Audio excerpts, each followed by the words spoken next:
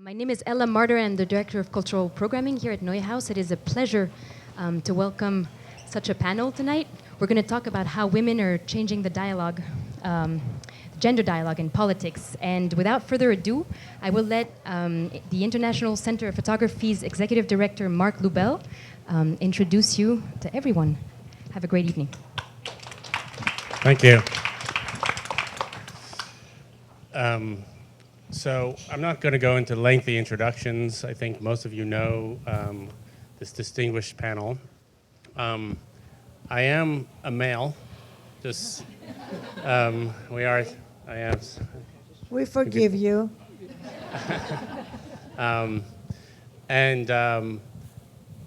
When Felicia asked me about doing this, I said, really, you want me to be the moderator on such a powerful group of women and to talk about women in politics?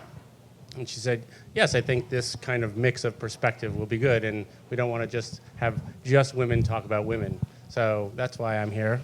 So I'll do my part. But first, I'd like to bring your attention to the work that's behind me, the artwork that's behind me. And this is by Isabella Huffington. And this is what really set off this evening. Her work is extraordinary, and it's going to be hard from afar, so I hope after this you'll go up and you'll look at this work.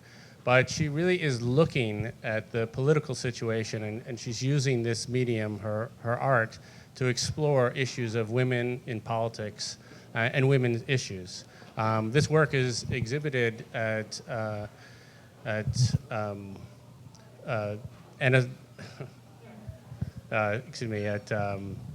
Felicia's gallery, Anastasia Gallery. And if you haven't been to see it, I hope that you will see it before it closes. When is the close date? August. So you have time. So it's from now until the end of August. I urge you to see it. It's great work. It's stimulating work.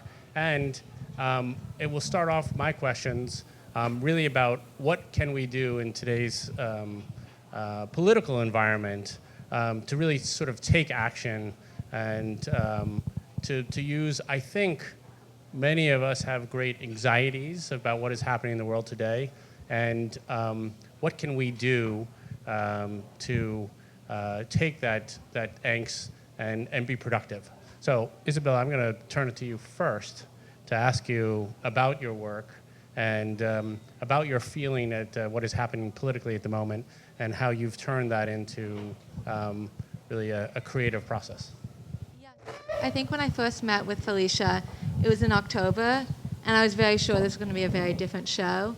So I had automatically planned out all my pieces. They were going to be very Hillary focused, and it was going to be just like almost a triumphant show. And then November happened, and I had already started a piece, being very cocky. Closer. And I cut out all the presidents in black and white, and I'd cut out Hillary's face in color. And it was going to be symbolic of our first woman president. So I'm literally picking Hillary Clinton's out of this massive collage, and then that's kind of how I started this show. And I think what was kind of fascinating about this process is it almost feels like every week something new happens and there's a new issue to address. So it really wasn't a super planned out show because it just felt like women and men as well in this country, they were just fighting back, and every week there was a new symbol that was born. So we had one piece that was on the pussy hats, and it's amazing that one woman knit this hat, and it became this massive movement. And so I think I am optimistic now about where we're going, and I think that changes, but I think this show is a mixture of optimism and pessimism, because I think the glass ceiling breaks and the glass ceiling holds, and that's kind of where we are right now. Do you think taking control by your artwork is a way to sort of deal with the current crisis, and also maybe help inform or educate or try to make other people inspired? Yeah, I think it's like everyone has to do what they do best. So if you're an activist or you're a marcher or you're a letter writer or you're an artist, I think we can all make a difference through whatever our medium is. So I think my medium is art. And so it's like, how can we get this message across and get it to as big of an audience as possible? So I think a lot of the pieces I did were what symbols have come out recently and how can we really use that as a resistance? And maybe you can describe what they are. Yeah, so I think that one is the pussy hats. That one's pantsuits. I love the idea of how pantsuits has really become this massive symbol. It started with Hillary Clinton, but a lot of women after the election have worn them. Nasty woman. I think it's also reclaiming words used against women. And I think we have a little video that if we could play right now, give a little bit more about the project.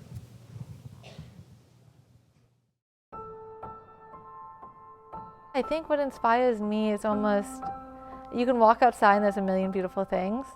So it's how can we take the beautiful things that we have almost stopped noticing and turn them into these patterns that become bigger than the object itself. I think it's like perfectionist, pointillist, almost pop art. So it's very detailed, almost a bit neurotic. I think it almost looks like it's computer generated, which is what I like about it.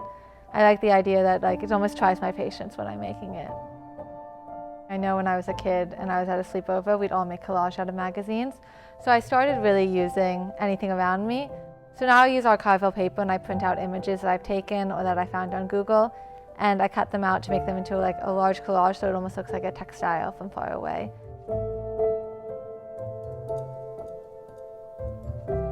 It was kind of a portrait series I did of my mom. And so I've always been kind of interested in Buddhist mandalas and the idea of almost entering a sacred space. So I wanted to create it through different sizes. So I took one image, it's my mom in college, and I started a larger size and I went smaller and smaller and smaller. I've never been able to get this feeling from meditation, but it's what I assume a good meditator feels. You're in a zone, you don't know how much time has passed, and you just have this amazing feeling of like calm, but also like contentment. So it's amazing when time has just disappeared. I think I want to do bigger. It's hard in New York because everyone has such little space, but it'd be amazing to do really big pieces. And then I'm also interested in collaborating. So I'm working with a sheet company right now. I'd be interested in working with fashion designers to almost bridge the divide between fine art and something that's accessible to everyone.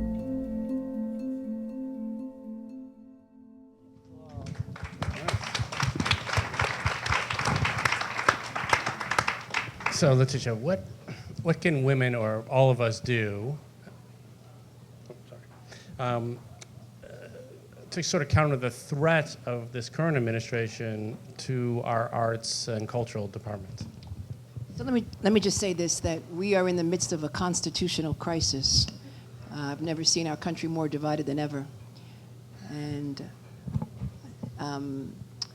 what was mentioned was we always talk in where were you after 9/11? Where were you after Dr. King died? Where were you after JFK was assassinated? And the question that's often asked is, where were you after November, Election Day? So I say all of that to say is I've been attending a number of resistance rallies. I've been organizing all over the city of New York and every borough. And what we have to do is take the power and all the anxiety that individuals are experiencing, export it to those states and turn them from red to blue, particularly with focus on Georgia at this point in time. Continue to organize, elect more women to office here in New York City. There are only 13 members of the city council out of a body of 51 that are women. And as a result of term limits, there's a possibility that we will lose 5 and we will only have 8 women in the city council. That's unconscionable. And we need to make sure that we support women because women have a difficult time running for office.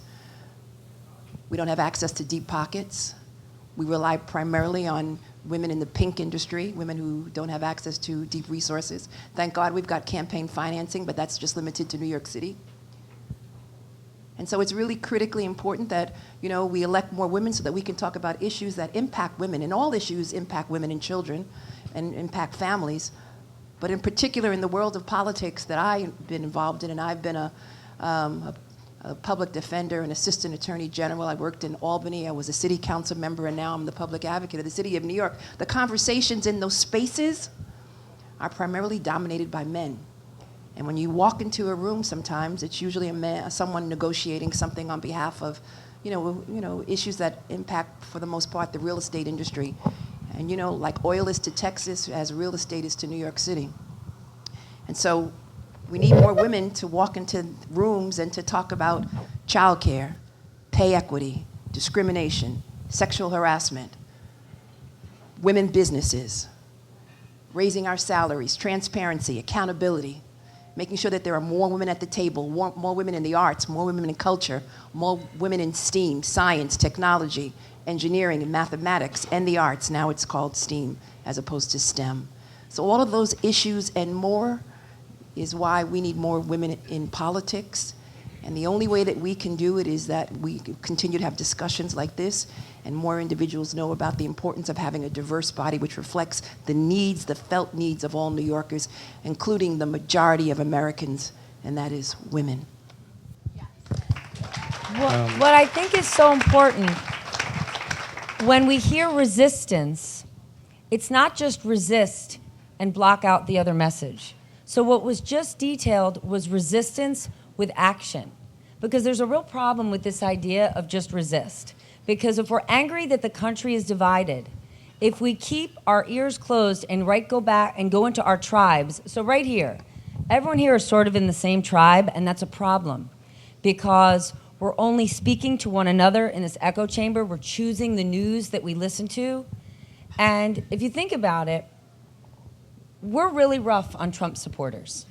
We are, and trust me, I feel it, they make me angry, but we can't. We have to open our hearts and minds and listen to what they have to say and help find the middle. Because we can be the group that creates a solution. Because if we stay in our corner and say, I'm just gonna wait until you're out of office, we're just as much part of the problem. And we're also feeding into it. We don't wanna be part of this, well, they're just liberal, just ignore them. Invite those other people to the table and hear what they have to say, because you're not necessarily entirely right and they're not necessarily entirely wrong. And the sooner we can open our ears, actually deliver kindness, right? Don't you think the president loves to say, at that protest there were anarchists and they burned something down, you're not listening, you're just saying no. If you listen, which is what the president doesn't want to do, he's going to be uncomfortable. He's not going to know what to do, but he's got to listen. Can I just say this? I traveled this past weekend throughout the South. I traveled by a bus and a train, and I did that intentionally and deliberately. And in each state, from Virginia, South Carolina, North Carolina, Maryland, all you see is boarded up industrial and manufacturing sites. And around them are communities suffering from misery and high unemployment. And so it's really critically important that we understand the pain, and that there's a number of reasons why Hillary lost, but one of the reasons why she lost was because of the economic anxiety that individuals in those middle states suffered, and it's real. And we live in a bubble, and you need to travel into the South and those states where they are suffering. All they are living on is underground economies. And when I got off, people said, girl, where you coming from? I wasn't offended. That's their language. And it was just unemployment and public assistance and food stamps and women and children. And it was just despair. And all I saw were Trump signs. Well, the sad thing is President Trump promised them. He went to their cities and towns and almost TV evangelist-like said, I'm going to solve that problem for you. And the sad thing is he's most likely not going to. But when we sit here and say, and I say it all the time, I can't believe, what he's doing to us culturally, this is devastating. There's people who don't have the opportunity to think about what's happening culturally, and we have to start to understand what they need, because President Obama made a mistake.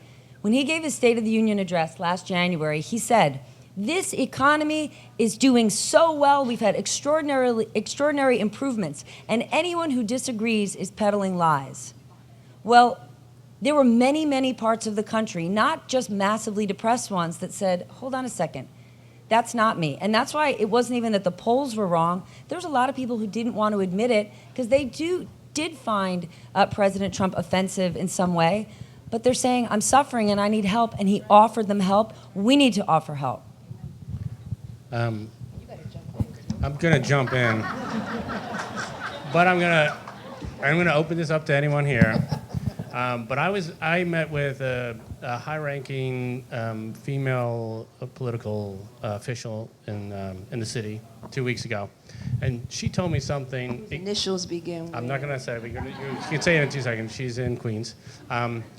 And she said to me exactly what you said. There are the lowest number of women in city official right now. We're at higher rank. So she's like, we have more power than we've ever had in terms of the women, but there's less of us. And she said, this is quite interesting. She said that if there is a position, and if a man has 20% of the skill set for that position, he will go for it, and he will apply. But if a woman has 80% of the skill set and is completely qualified in that 80%, but has 20% that they see fault, they will not go for that position, or they will not throw their candidacy in. There's a study, and I forget the numbers. It says you only have to ask a man one time to run for office, and you have to ask women, I believe the number was 6 or 7 times to run for office. And so I do a series with the Working Families Party called Why She Ran. And it's a series that we that we do all over the city of New York, and we try to invite a number of women because we're trying to get more women interested in running for office in the city of New York, and we need to prepare them because we don't have a deep bench at all.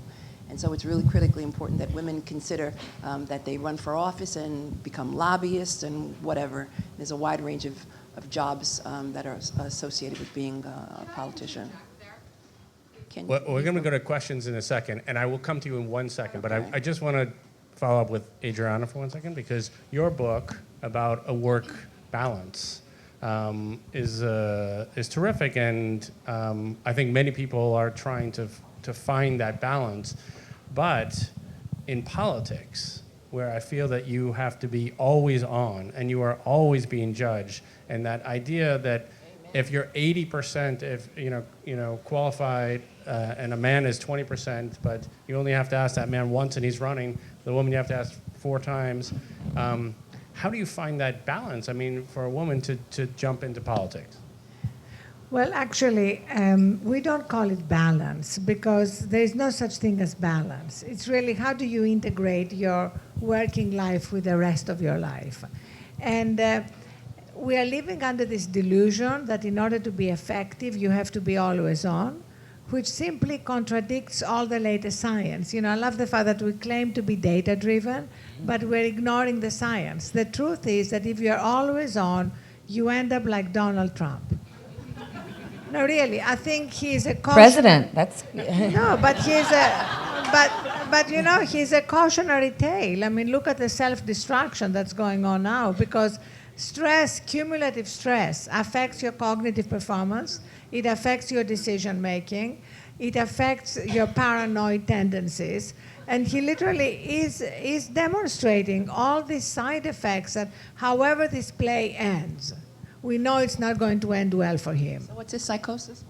Well, basically it's all Dr. the examples. It's really all the symptoms of being always on, being sleep deprived, beginning to really see enemies everywhere, and actually not being connected with any part of your own wisdom, because we all have some kind of wisdom in us.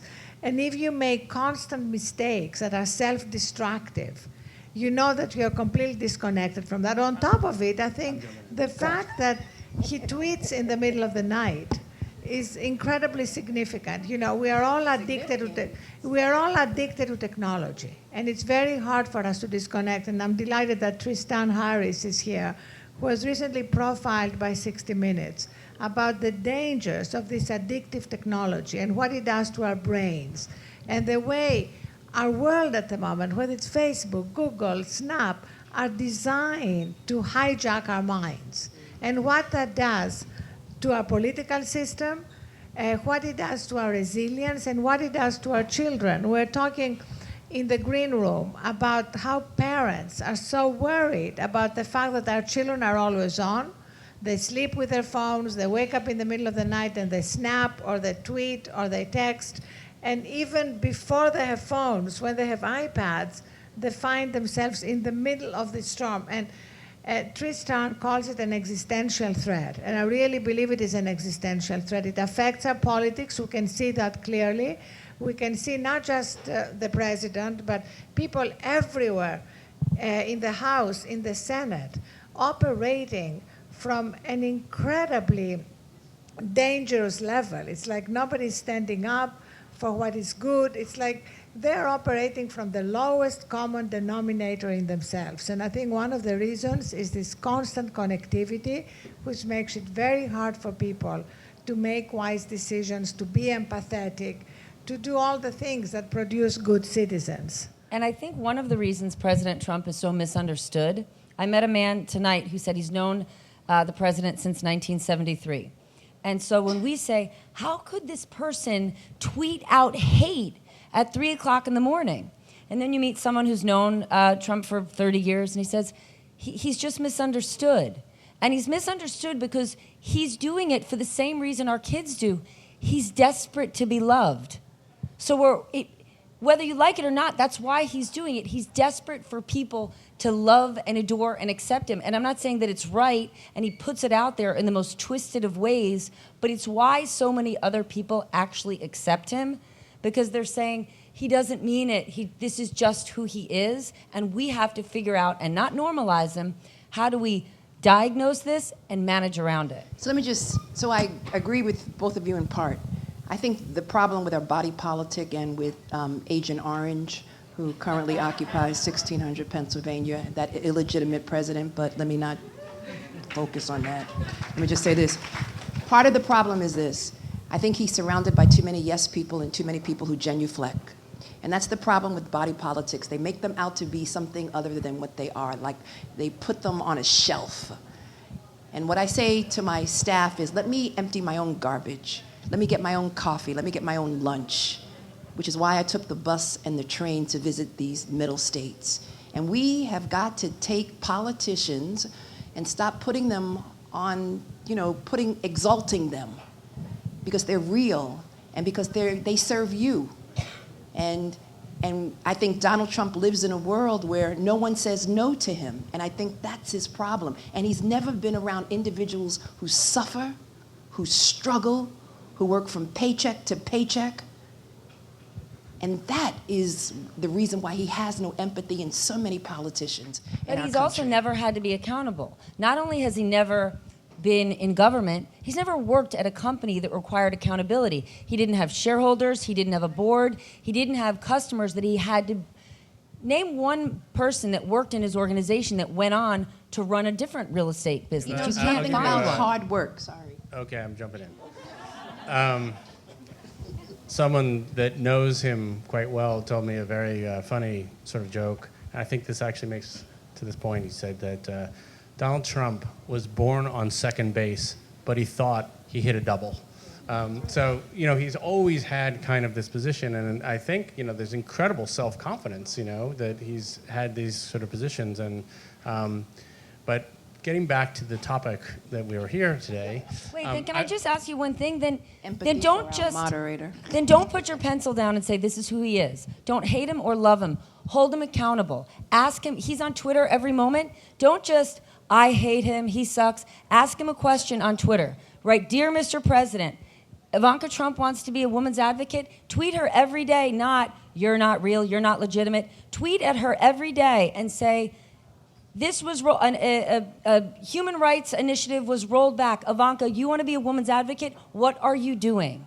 You don't have to hate them or love them. Keep pushing them. They are they're employees of the federal government. And if he cares Make them work for you. If he cares about women, why are you trying to defund Planned Parenthood? That's why he needs to be helped. I want to ask a societal question.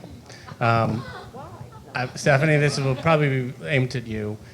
Let's look at CEOs in the work world, right?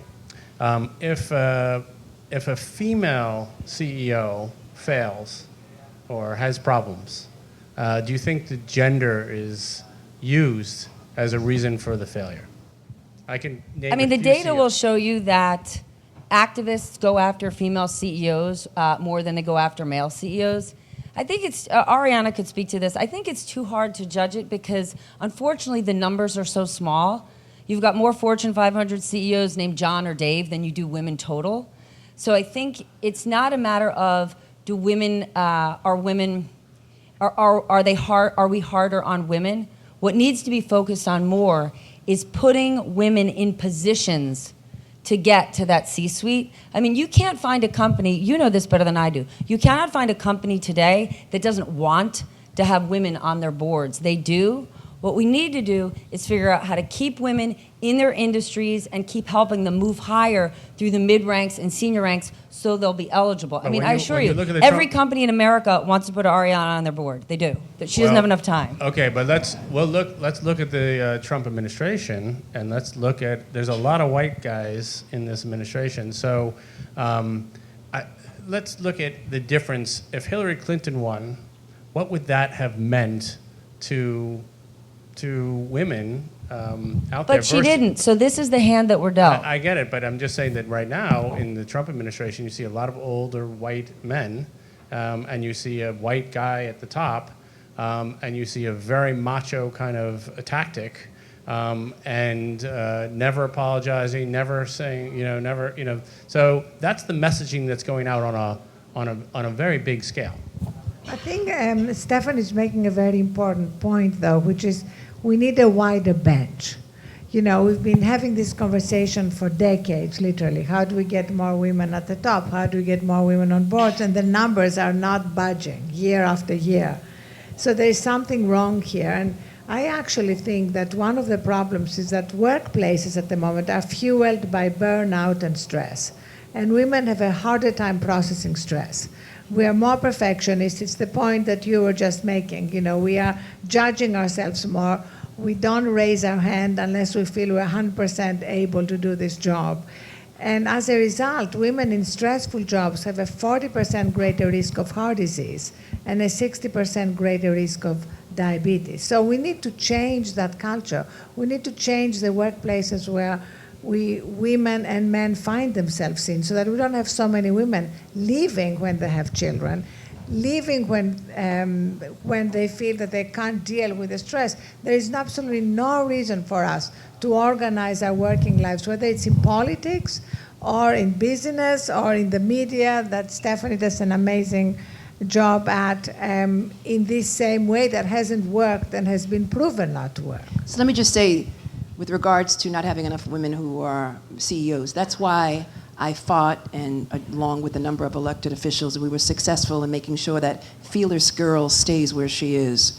A Fearless Girl who is the statue on Wall Street who is standing strong to a charging bull.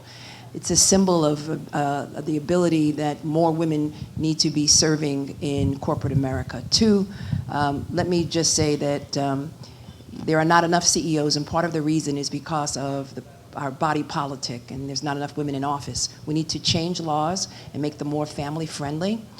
We need to make sure that we pay women the same as we pay men.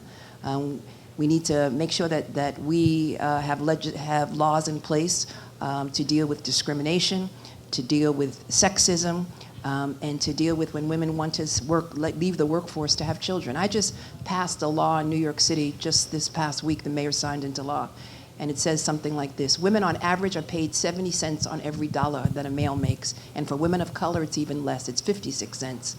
And the bill that I signed into law says employers in New York City will now be banned from asking prospective employees about their previous salary history, because the previous salary history of women is nothing more than a perpetuation of discrimination. And it carries with that woman all the way to retirement, which is why we are witnessing the feminization of poverty in this country. We need to have more women and more progressive and feminist men in office who would advance policies that are friendly to women and to children and to families in general. And that's why you don't have enough women serving in corner offices and as CEOs. When you look at let me just also say this. We also need to make sure that we discriminate against little girls as young as 6 and 7. More women need to focus on engineering and mathematics and science. And so we need to focus on coding and all of that. I mean, we steer women to certain professions. I happen to be an attorney by training, but I had to fight like hell to to be steered towards a good law school. Anyway. To endure you more to me, I have a 4.5-year-old daughter, and when anyone goes up to her and says, "Oh, she's so pretty, or she's so cute," I say, "Oh, no, she's so smart." But she can be beautiful too. Well, she is. But that start off in life at 4, 3, 2, 4, is you really want to sort of shift and change this. And Isabella, you had something to say, and I want to get to I think if we want more women in elected office, we have to change the way campaigns are run. Why would anyone want to spend 2 years of their life running for president, having to raise hundreds of millions of dollars? It's like absurd how much time our politicians spend running for office. If you look at any other country, they don't have this. So I think if we want to bring not just women, if we want more introverts, if we want more, I think the people who run for office are the ones who are willing to put up with that. And we should bring in people who don't want that, but who would be amazing politicians, but they don't want to spend that much time raising money or that much time running. So we need to change the electoral system. And when you look at the all-male or predominantly male Trump administration, remember this. President Trump has not delivered any surprises since he was elected. That administration, you knew it was going to look like this. So the thing to look at is this country. Why was this country comfortable knowing that that's what they wanted to have in the White House? That's where we want to look more than the president.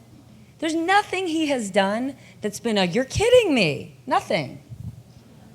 Except he has one token, and that is Ben Carson, who's a brilliant brain surgeon who wrote a number of books called, these great, I think it was entitled, these, I forget, Gifted Hands. But he knows nothing about housing, not a goddamn thing. Nothing about rent control, rent stabilization, public housing, and the list goes on, market rate housing, AMI, MCI, nothing. So to have one token in office is a joke, and to have someone in office who basically wants to destroy HUD and whose budget has been cut, which will have a major impact on our city, particularly for public housing, where over 600,000 residents live, and they're living in abject poverty, and all he wants to talk to them about is being personally responsible. What about the goddamn roof leaking? Well, we can go on and on about Rick Perry and a few other ones he has in there. I have something for them too. Okay. I want to take your question. This is absolutely amazing. Thank you. I was born and raised in Washington, conceived in Canada, but born in D.C. I have tried to run for city council in my particular borough. What district? In Manhattan, Chelsea. Impossible. It costs a fortune. It cost a fortune. And I've managed to compile about 500 signatures. You need close to 2,000. And even then, it's subject to approval. So I totally would love to support this female cause, but it's next to impossible unless you're part of a super PAC or, some sort of billionaire that's going to back you up to fund the funds to get these 2,000 signatures. It's not that simple. They've purposely created it for you not to be able to run or to even get nominated. It's next to impossible. There's no question that there's incumbent protection. But let me tell you a little bit about my history. I don't know many billionaires. I don't know of any. I come from humble beginnings. I was elected in the city council in Brooklyn. Yay, Brooklyn, Fort Greene, Clinton Hill, Prospect Heights, Crown Heights. Yay, woo woo. Okay, shout out. I served there for 10 years. I ran not as a Democrat, but as a member of the WFP. And then I had another safe term, and I decided to run for citywide office because there had never been elected a woman of color. I'm the first woman of color elected to citywide, which is pretty sad, since we're in the, it's pretty sad, but it means nothing if you do nothing with it. So my point is, I literally knocked on thousands of doors, and I was running against someone who had deep pockets and was supported by a number of wonderful politicians. But what I did was I had town hall meetings and talk to tishes, that's my nickname, and coffee clutches, and I related to people, and guess what? The ground rose up. and we destroyed the person who ran against me, who every newspaper endorsed in this city. Everyone was against me. But nonetheless, it was the women who stood up and elected me. Yeah. But that's still an exception. We do have 15 minutes, and I'm going to open it up to questions. So if anyone has any questions, I guess there is a mic that will be passed around. But before that, you can think about a question. I do think changing the system would change who can actually run or even and think about changing. And I agree with you, Isabella, a 2-year process where you need now basically at least $1 billion to run for president, and probably 2, will just prohibit many people from running. What are the steps that we can take to really sort of change this way to get into the game? Because I think it's going to be changed on the local level before you can kind of go up to the higher level. So you have to start off with local politics. So one, we need to change the state Senate from Republicans to Democrat. We need to, pass into law early registration, same-day voting. We need to make it easier to vote. We need to use technology. Right now, we still have a process where you only vote one day between a certain period of time. You have to go to a certain polling site. I mean, it really just doesn't make sense. And so what we need is really to change how we how we elect individuals, or how elections in the state of New York. And the only way to do that is to change the state Senate. The Republicans in the state Senate have opposed any legislation because they recognize that if, in fact, we were to pass legislation that would bring more people to the polls, they would all be out of office. The Assembly has passed it. It's democratically controlled. They've passed it year after year after year after year. It's the Republican-led Senate, which unfortunately is blocking progress. And it's blocking the progress because they're concerned that if, in fact, we opened up the polls to more women, more people of color, more poor people, then our body politic would change, and it would look like and reflect the diversity in this room. Yeah, if we voted on Saturday, it would change. That would be good too. Okay, questions? The media seems to have had a hand in where we are politically right now, or at least is trying. And I wonder, going forward, what you feel the role of women in the media can be or will be in order to help the political process. Stephanie?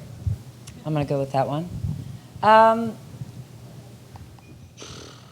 think we have overarching, like the term the media. What should the media do? What should the women do? All we can do is be accountable for ourselves. All we can do is change our own behavior as individuals. And so if you like what you see on TV, support it, talk about it. The more that happens, the more you support something that you see. You know, when you talk about, I don't like that the media does this or that, the media is also a business, right? 2 years ago, when you would say, how could tabloid magazines put Kardashians on the covers 70 times in a year? Us Weekly Magazine doesn't care about Kim Kardashian. You're putting Kim Kardashian on the cover of that magazine. Not you personally. You know what you know what no one wants to watch on television? I wish people would watch something on climate change. I wish people would watch something on entitlement reform and education reform, but they don't. They watch The Real Housewives. So I implore people who have these expectations and demands on the media, support what you believe in, and you push for those things. Because the media is I don't want to say the media. Me, the small organizations that we are, everybody does what they can. Watch things that if you don't like what you see out there, like how great was it when advertisers said to Fox, I'm going to pull out because of what you're putting on television. I mean, that was amazing. And the advertising industry is the worst when it comes to the objectification of women. So if you don't like what you see, change what you're watching. Don't simply say, I don't like the news, so I'm going to turn it off.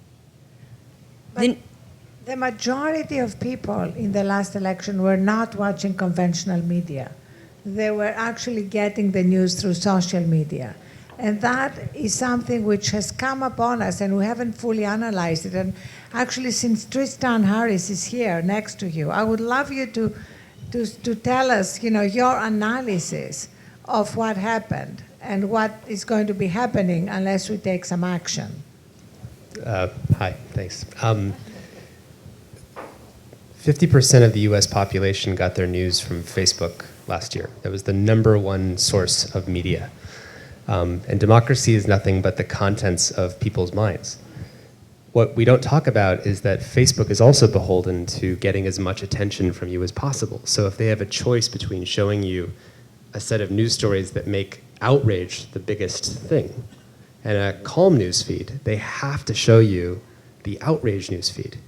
If they have a choice between showing you a news feed that confirms your beliefs versus ones that challenges your beliefs and shows you that the world's more complicated or nuanced, they have to show you the one that confirms your beliefs. So it becomes this race to the bottom of the brainstem to confirm what we believe, to show us the simplest stories, the most amusing stories.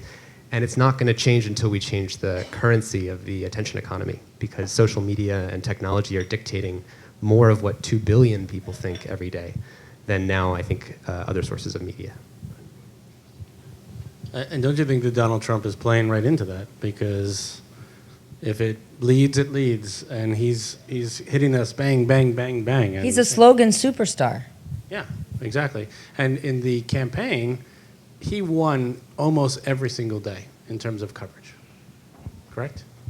And also, I think it would be interesting to look at millennials and young women and young men who get even more of their news from social media, and how this is impacting their decisions and the quality of who they vote for and who they back and how they spend their time. It's back to how much time we have and how we're spending it. So I understand that social media is marketing towards individuals of a certain political thought, but I don't want to beat up on social media, because social media was responsible for 2 million women hitting the streets the day after the inauguration, right?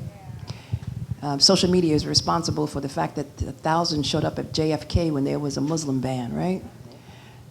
Social media is responsible for us winning right now and Trump losing right now. Social media is really responsible, obviously, for the outcry to Washington, where we jammed the phones, and Congress now is hiding in the corner. So let's not, social I love media. the jam the phones. We're jamming the phones. I love the jam the phones. Jamming the phones. We're shutting them down. In fact, some Congress members are taking them off the hook. So, But I love that. Trust me, I want to be vulgar every day. But don't fall for that. As soon as you fall for that and you channel your lowest common denominator, they get to shut you out. If you clog up their phones, if you call them over and over and write to them over and over, they have to face it. But just do it in a grown-up way, because you don't want them to be able to say, I'm just trying to say, just don't resist. If you call them over and over, they are forced to face you. And it's the best, smartest thing you can do. Ask them these questions, because they can't answer it. When you watch these town halls and you watch people look at their Republican leaders and not just scream at them and curse at them, but ask them head on, how am I going to continue to care for my child that has this pre-existing condition? They choke. Make them choke on facts. Don't just fight it.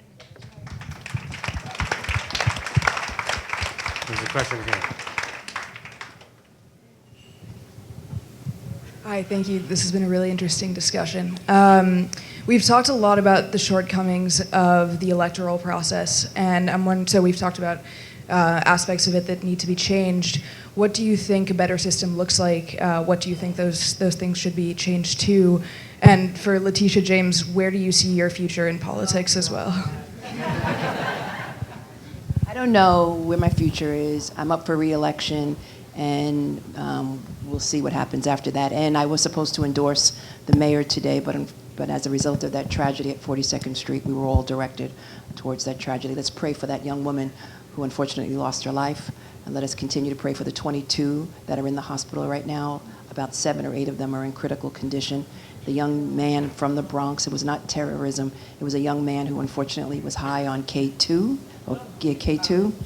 and in any event, and he has been apprehended. So what do I see our body politic? Well, I see our body politic with more women in office. Hopefully the state Senate, we've got to focus on the state Senate. We've got to turn the state Senate to a Democratic control. The state legislature is up for office next year. Individuals are organizing in certain key districts. All we need is basically 2 seats. We have to deal with the IDC, which is another issue. So there's a wide range of progressive pieces of legislation, which unfortunately is being blocked by the state Senate, including reproductive rights. We need to codify it. Do you know that in New York State, our reproductive rights are not codified in law? Do you guys understand that? And the state Senate is blocking that. Do you recognize that Raise the Age, which was basically to take young kids out of the criminal justice system, the adult system, and put them into family court, was watered down to basically nothing, giving too much power to judges and to district attorneys? Are you aware that our voting system is antiquated and we're far behind other jurisdictions? Do you know that immigrants who really want to go to college, we don't provide them any assistance at all? The list goes on and on and on. And in housing, one of the reasons why we've got this tonight, 60,000 New York City residents are living in our shelters and 1/3 of them are children, is because our housing policies are decided by the state, by people in Canada, well not Canada, people in Utica and Oswego and all these other jurisdictions, and not decided by the local city council. We need to repeal the Erstat law so that we can have control over our housing laws. And are you aware that we have lost 10,000 rent control units in this city, units that are now market rate? Are you aware that on 421A, most developers who build luxury housing get tax breaks and pay no taxes at all? The list goes on and on and on. You should be compelled and driven. Democracy demands that you stand up, exert some passion. Passion plus plan equals resistance. Rise up. But I think also it's really important for all of us to remind ourselves that every single thing you mentioned has nothing to do with Donald Trump, who have a broken political system. And Democrats basically forgot that. And it's exactly what Stephanie said, that every single thing existed under President Obama. African Americans were doing worse at the end of the administration of the first African American president than at the beginning. These are horrible, horrible facts that allow Donald Trump to win. And if we forget them, if we think it's just Donald Trump, and if we forget basically the negligence of the Democratic Party, we are simply going to perpetuate a system that has produced the disaster that we are now facing. Well, I'm going to say something unpopular. I beg you to be realistic and not idealistic. And I'm going to give an example. Elizabeth Warren is an extraordinary leader. She is a firecracker. Elizabeth Warren is not going to win if she runs for president. And you've got to know that. She's a faux progressive. Okay, just one sec. She gets people fired up. She gets them excited. There's a movement behind her. Do you know what Mitch McConnell would love to happen? He would love to see her be the Democratic frontrunner.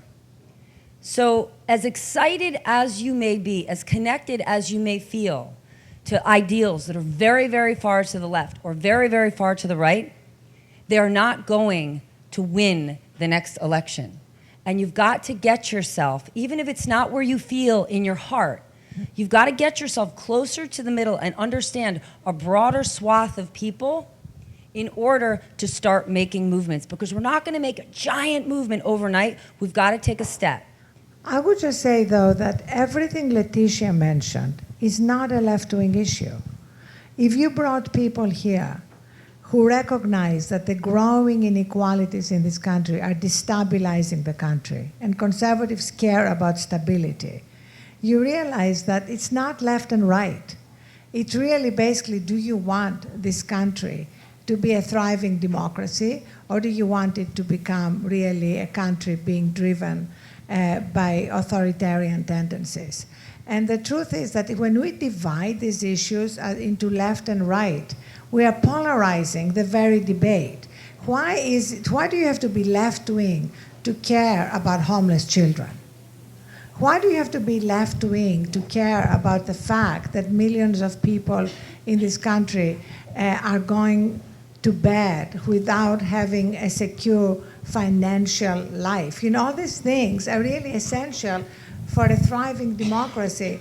And if we simply make them appear as though only the left cares about them, we are marginalizing them. I think democracy is not inherited, it's earned.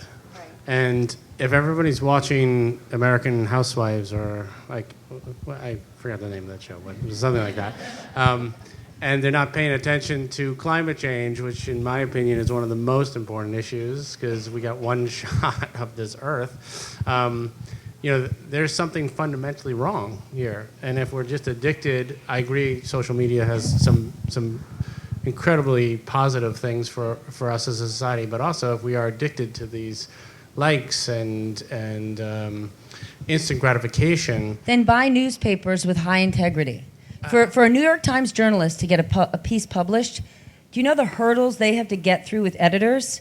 Respect how much time it takes them to put that good journalism out there, and don't simply click on a piece from some blog that you know nothing about that doesn't have those journalistic standards, because that is what's driving us to the bottom. This is why fake news exceeded real news in the election, because they were using the algorithms to basically pump it out. But I think it's also, what is our responsibility as citizens?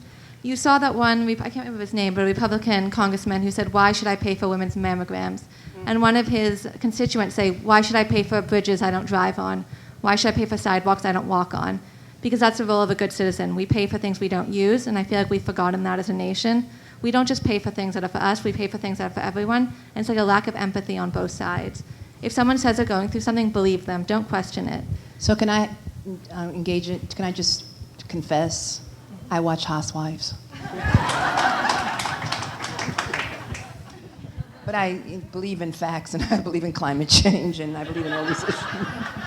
You are doing your part, so. But, I need a little break. Okay, we have room for one more question. Oh, did you, hold on, you already asked a question. The question over here. Thank you. So I think we can all collectively say that we fundamentally believe that the world would be a better place if there were more women at the top, be it in politics, art, media, or entertainment, so media. And so, but we consistently find that women oftentimes don't unconditionally support each other the way that men tend to. So can I ask each of you what your recommendations would be for women to support women? That's a question you had to ask. I couldn't ask one. Open. I'm going to go with start small. We have enough campaigns, we have enough women's conferences, we have enough groups. Do something good, a tiny good thing for another woman every day. And if it becomes part of your lifestyle, you'll make a difference. We just have too many big, grand plans that get you nowhere. Just make it an active part of what you do. And the other thing is, in the workplace, say good things about other women. We're really quick to complain. And compliment other women that you think are good to senior people in the company. Get noise around them, because everybody loves groupthink. And so just start to push the ball forward. Men do it all the time, you just don't notice it. But we don't think that way because we're so busy, we care about those other people, and we're quick to complain, we never think to compliment people. But if you start to say, Arianna Huffington is the best at it, she really is. Arianna knows who her tribe is, and every chance she gets, she makes sure she says positive things about those women whenever she's among influencers. And then that just rises, that noise. And then it's not a campaign being shoved down your throat or an event. It just it's out there in the ethos. You know, I feel the same about Stephanie. You know, we do have this tribe of women, and the key to that tribe is to support women who are coming up. You know, women who don't have their own influential tribe. How can we support them? How can we encourage them? And I love what Stephanie said about starting small. It really is, what are we doing every day? And it can make such a huge difference, especially because women tend to be more self-judgmental. You know, we all know that. I call it the obnoxious roommate living in our head that, you know, that doubts us, that judges us. So if we can actually remember that women, when they speak up, they're going to question themselves immediately. They're going to say, oh, I didn't say that right, or I forgot to say that, much more than men do. So even if you don't think it matters, it does matter to say, that was great. You know, I love it makes a huge difference. You know, and instead we tell young women, you need to find a mentor. Enough with like this formal mentorship. A mentorship is a two-way relationship. And so it's that when a woman says things, say, that was great, just bring one to a meeting. Is someone really going to say, well, what'd you bring her for? If you just quietly do it, we'll take the world over. I think that is a great way to end this conversation. I want to thank an amazing panel. I'd like to first thank Felicia and Anastasia Gallery for sponsoring this. If you have not gone to Anastasia Gallery and seen Isabella's work, you must go. You have until August to go. Stephanie, Arianna, Isabella, Letitia, thank you so much for this conversation. And thank all of you very much for coming tonight. Thank you.